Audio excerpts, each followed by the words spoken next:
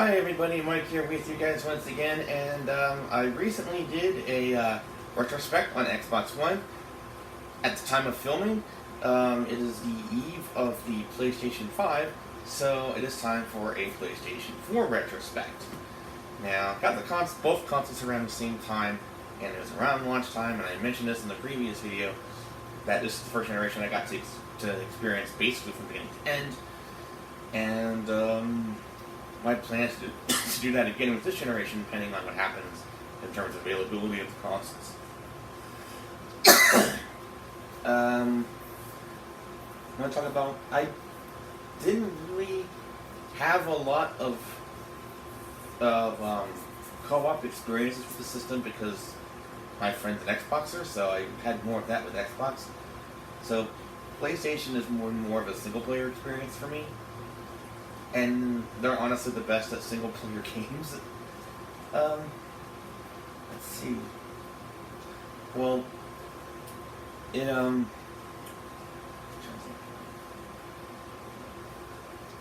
not a lot I can talk about because it's mostly just me playing by myself.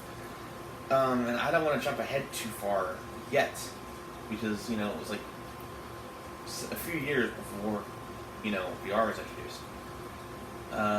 I'm trying to find some games I have fond memories of that I played a lot of on this system.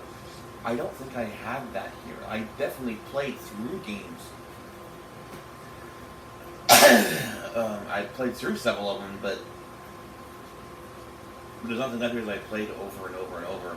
However, there are some great games I did play on the system, such as Nier Automata. I'm not going to show you two in a second, I don't want to take too long. Let's see what else. Horizon Zero Dawn, that's another one I completed. God of War I completed. Mass Effect Andromeda, I have a love-hate relationship with, but I did complete it. It's still nowhere near as good as the original trilogy. Can't believe I have to describe Mass Effect that way. Alright, so not a whole lot to say about the first few years. However, there was a point halfway through when a device was introduced that that changed the game completely for me, and that was the PlayStation VR. That I became obsessed with it after I experienced it. That was the moment where I felt like I was at a crossroads in terms of something that's going to change things forever, depending on our reaction to it, because the thing about my generation is, as grown-ups, we haven't been as open to change as we were as kids, in terms of changing gaming forever. But for those of us who are, VR, the way I can describe it, is like the shift from 2D to 3D graphics in the 90s. It really feels that way. VR is on that level. And for a lot of us who can't get into PC because it's either too expensive or too complicated to understand and didn't want to deal with it, we just wanted the convenience of just plug and play. PlayStation VR introduced a whole bunch of us to VR who haven't experienced it before. This is before the Quest came out, by the way. And despite its limitations, the lineup for PSVR is phenomenal. It's one of the best exclusives ever. Heck, Resident Evil 7 is still, the VR portion of that is still exclusive to PSVR. Let that sink in. Resident Evil 7. But anyway, so that's the VR aspect. Now I'm going to talk about, I really don't have much to say about PS5 though, because I played a bunch of games for myself on it.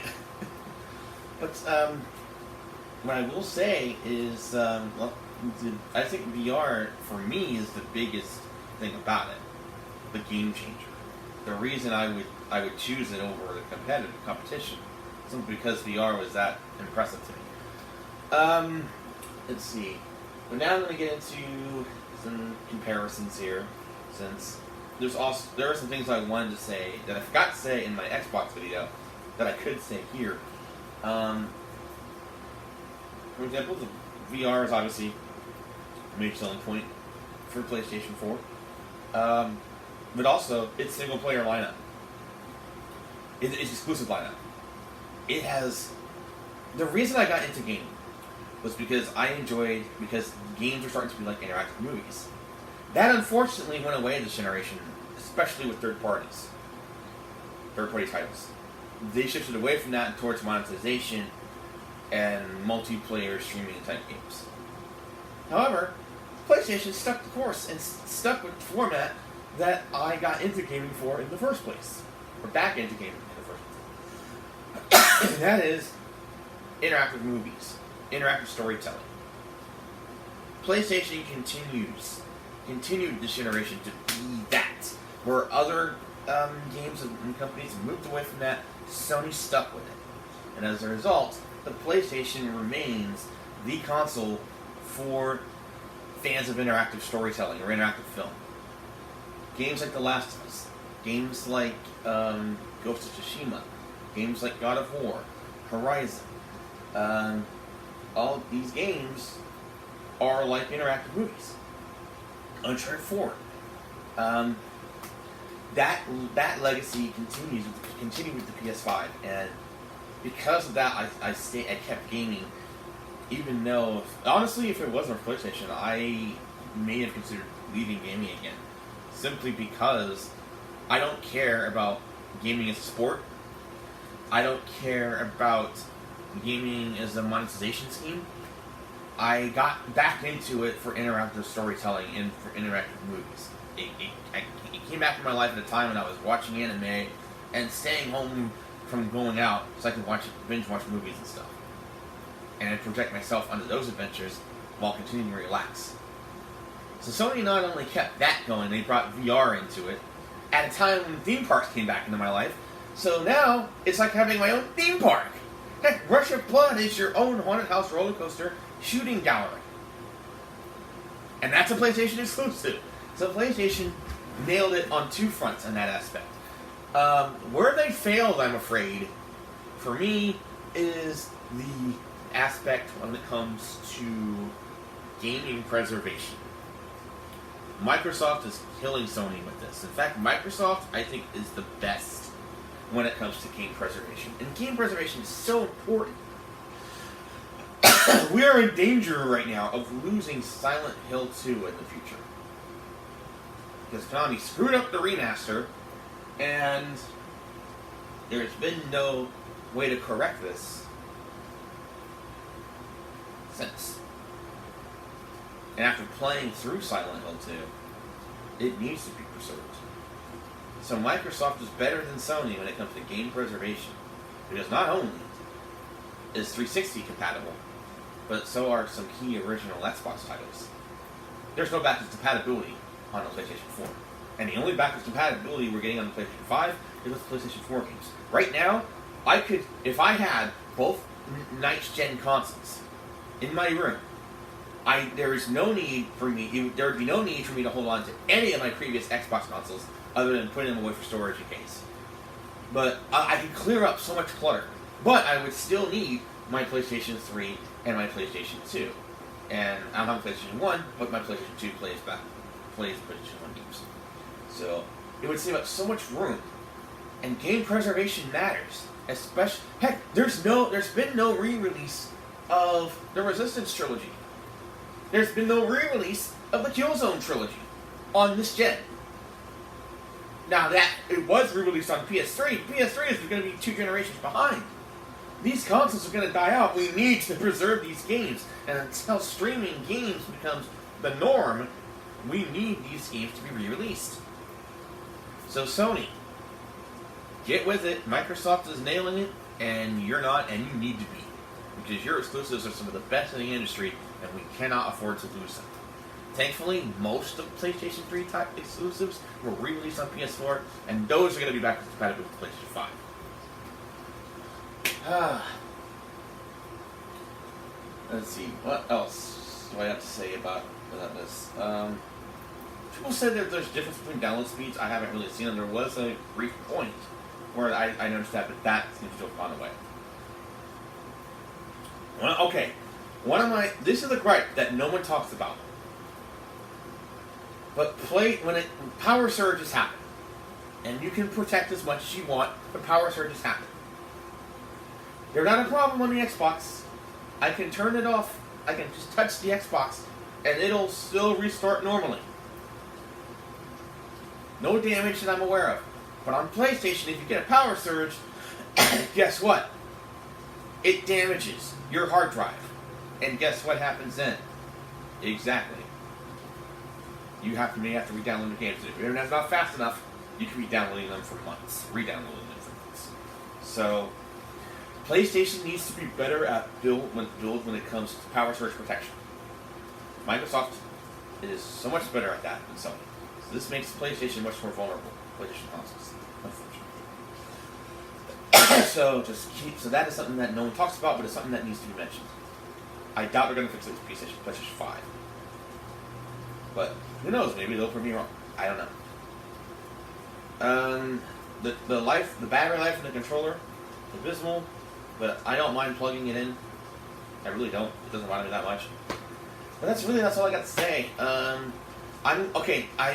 As far as the console itself, now I'm going to compare the visions of each console. That means PlayStation 4, the Xbox One, and Nintendo Switch. The PlayStation 4 is the single-player console, storytelling console. Same thing the PlayStation 3 was, by the way. It was the single-player console, and Sony has held on to that, thankfully. Nintendo has changed. They're no longer necessarily primarily the kiddie console, although they are that still, but they've expanded to include a portable console for everyone. So they're not only a kid-friendly company, they've embraced mature gamers and older gamers through the portability aspect, and basically created a portable 360, which is all I really wanted from them, as far as a portable device is concerned. Because I wanted a portable 360 for a long time. The problem with Xbox here is they didn't really have a sense of identity this generation. Last generation, they were always the multiplayer console. They were the games of the sport console. They were the game that you had shared experiences with. I think Xbox wants to still be that, but I felt like because they were too busy cleaning up Don Matrix mess, that they lost sense of identity, and there's really no way to define Xbox as there's no way I can't give Xbox, I can't describe them in terms of a sense of identity, even though I can with their competitors. Hopefully it'll change with the Xbox Series X, that Xbox will finally either gain back their previous reputation of being the multiplayer console, or come up with a new narrative for what they stand for and what they are. And also, I gotta complain to Sony here. We know you've been censoring games for identity politics reasons. You censor nudity and sexual content that you deemed problematic because you consider it sexist. You think fan service is sexist. You move to San Francisco, you think fan service is sexist. It can be, but that's not necessarily so. And besides, it's not your job to censor games. It's your job to present the games the way that they are meant to be, especially if they're on their competitors' devices. We see your censorship, we're not okay with that. Not okay with censorship of any kind. Whether or not I agree with the message or the problematic elements that might be there, don't censor art. Don't. And the thing I say, they are not against sexual content as long as it's intersectional, because they released The Last of Us 2 uncensored, which I'm for, by the way. I'm glad they did. Sony has been, and when it comes to intersectionality and representation, Sony has been really good on that. Unfortunately, they've embraced some of the problems, mainly when it comes to censorship, and to be honest, I still like fan service. Some of us like looking at good-looking things. As long as the characters are still developed and treated well as characters, what's wrong with fan service? I get it if you're treating that person as purely an object and you're not developing them, but if you're developing them as a character, I don't see the problem with them being attractive and them looking sexy. That's just my take on it. You might disagree. Anyways, that is my thoughts, and that is my retrospective on PlayStation 4. This is the last day the PlayStation 4 will be a current-gen console. PlayStation 5 starts tomorrow, which unfortunately also means that because of the pandemic and the hurricane in this area, who knows when I'm going to... I did see a PlayStation 5 in person at a store, but As far as getting one, who knows when that'll be, if at all. The chances of the PlayStation being and PlayStation new consoles becoming available is going to depend on the vaccine. And thanks to Trump not being reelected, there's a good chance we're going to see the vaccine next year. But however, he is replacing people in the Pentagon, so we might still have a coup. I don't know what's going to happen. I just want to get these systems, okay? Also, PlayStation VR. I'm really disappointed with how they handled the PlayStation VR. I better get that adapter. I better. Because there are 2 games already that have been announced that are going to have PlayStation, that are going to be enhanced on PlayStation 5, which is awesome. And hopefully we'll get PSVR too, because we need it back. Anyways, that's all I got to say. I'm done rambling for today. And hopefully Fall 2020 will not continue to torture us, even though we still got 2 months left. Bye everybody, and hopefully I'll see you in Nice Gen. Bye.